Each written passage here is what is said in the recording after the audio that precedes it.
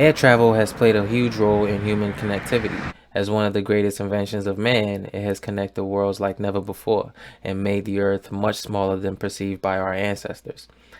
And though this invention boasts of being the safest mode of transportation and the most common method of long distance travel, its environmental impact is undeniable.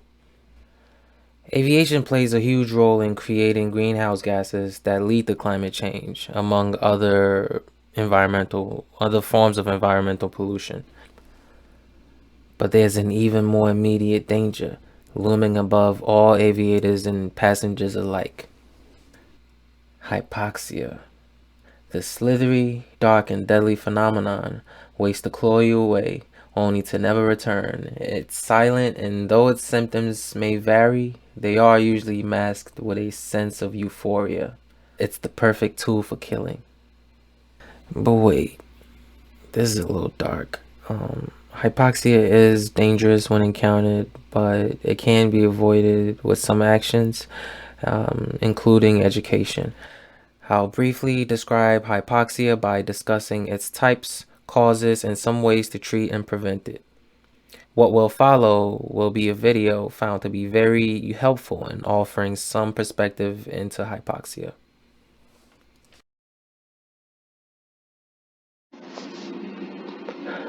Hello, welcome to the more boring side of this video. If you stick around long enough, it has a funny ending. Uh, My name is Derek Afriye. I am a final year student pursuing aeronautical science in the bachelor's degree program. I am also a private pilot, and for the last year, I've worked as a flight tutor in the Academic Learning Center, also known as the Academic Success Center. This presentation will briefly discuss hypoxia in some detail and aims to eliminate possible smoke and mirrors on the topic. Let's get started. Hypoxia is the general lack of sufficient oxygen in the body to maintain proper physiological function. This may be caused by some differences or some different factors that will be discussed.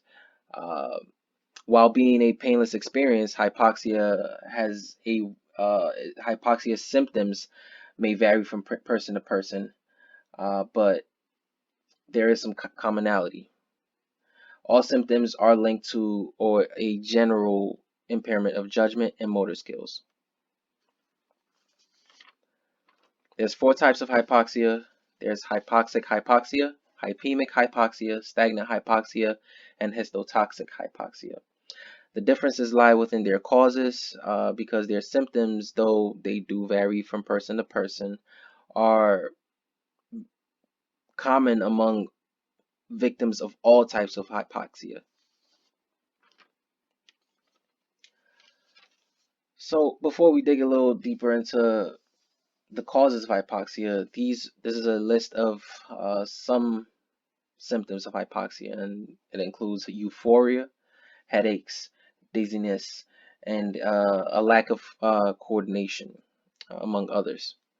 Keep in mind that symptoms vary among every individual, and so every individual will have a unique reaction to hypoxia. The time of useful consciousness while subject to hypoxia is around 5 minutes, which highlights how dangerous hypoxia can be. Hypoxic hypoxia. It is the most common form of hypoxia. Is the general lack of oxygen supply to the body. It typically occurs at high altitudes and unpressurized aircraft, and as we know, air pressure decreases at high altitudes, and so do the number of air molecules. So it's not only that the amount of oxygen is less, but it's that the amount of total air is lower. This is said to be the most dangerous of hypoxia because it affects the whole body, but really all types of hypoxia affect the whole body. It's probably the most dangerous because it's the most common type. Hypemic hypoxia is a condition that occurs when the blood can't carry the oxygen that's being supplied. Uh, it's usually due to an underlying health condition. Carbon monoxide poisoning is a common cause of this type of hypoxia. And it is why aviators are universally educated on the effects of and prevention of carbon monoxide poisoning. Anemia is also another cause of this type, which probably explains the name. Hemoglobin abnormalities and chlorates are also causes of this condition. Stagnant hypoxia is caused by a restriction of blood flow to the body. In this case, oxygen is present, but blood can't travel adequately enough to deliver oxygen. In aviation, fighter pilots are primarily subjected to this type of hypoxia due to the extreme speeds, along with the extreme maneuvers that put some strenuous forces on the human body. This blood is made stagnant within the body, and hence the name stagnant hypoxia. This led to the invention of the G suit, which helps the situation by forcing blood out of areas subject to pooling like the legs and into areas that need blood the most like the torso. Histotoxic hypoxia, as the name suggests, occurs when some toxin of some form hinders blood uh, that's supplied from being processed. Uh, Alcohol, narcotics, cyanide are some toxins that prevent the body from adequately breaking down oxygen. That's why there's a legal limit and time constraint when dealing with alcohol in terms of aviation. The effects of alcohol are heightened at high altitude, so it is important that all pilots and passengers avoid alcohol consumption, especially when flying in an unpressurized aircraft. How do we treat hypoxia? The simplest treatment for hypoxia is to supply fresh oxygen to the body.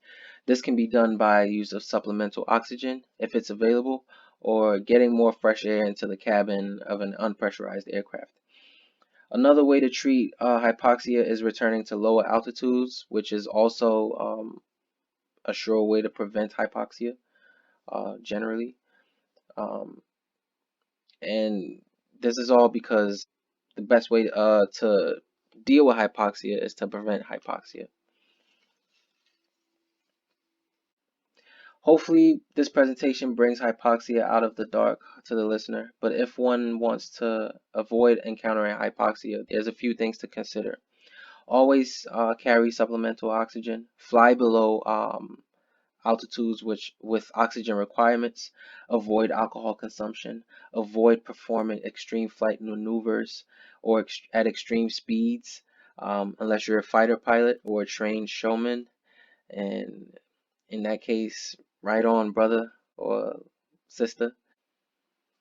But the best way to prevent hypoxia is to be educated on the topic and remain diligent in your practices as an airman. And now, one of the many videos aimed at educating viewers on the dangers of hypoxia.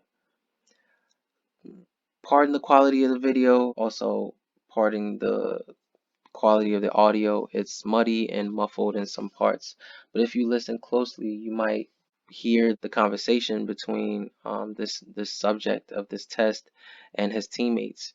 And towards the end, this subject had a very hard time following some very basic instructions that were very necessary to saving his life. Enjoy. 9 of hearts. And as you feel your symptoms, go ahead and let us know what they are. 6 of spades. I feel really good right now. 6 of spades.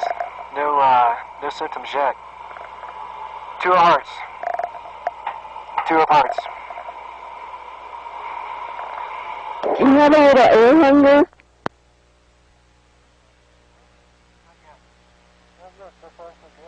I feel a little bit of tingling in my toes and in my toe. Was the last card, sir? What was the last card?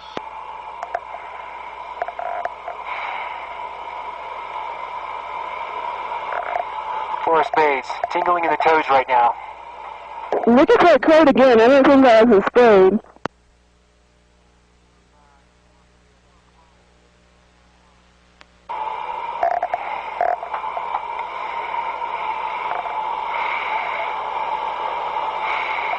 Four of spades. What is that, sir? Four of spades. Four of spades. You sure? Where's that code, sir?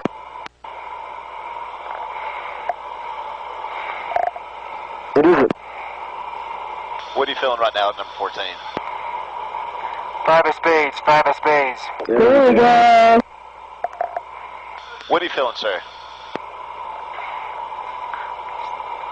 Four of spades. Four of spades. What is it? What's your symptoms, sir? What are you feeling, number 14? Four of spades. Four of spades. What's your symptoms, sir? Four of spades. Four of spades right now. What would you do if you thought this the aircraft?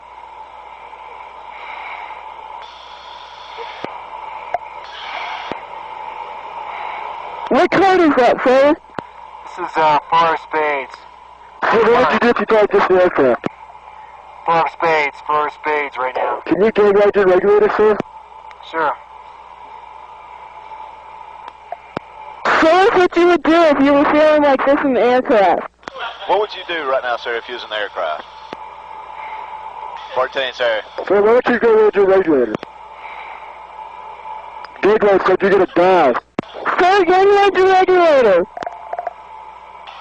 Go ahead and gang load your regulator, sir. Gang load, sir, Come you're on, gonna sir, die. gang load.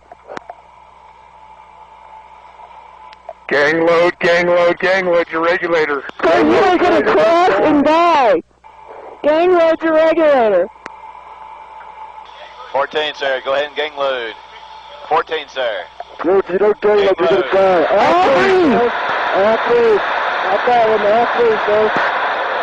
This one, sir. Sir! Get your left foot.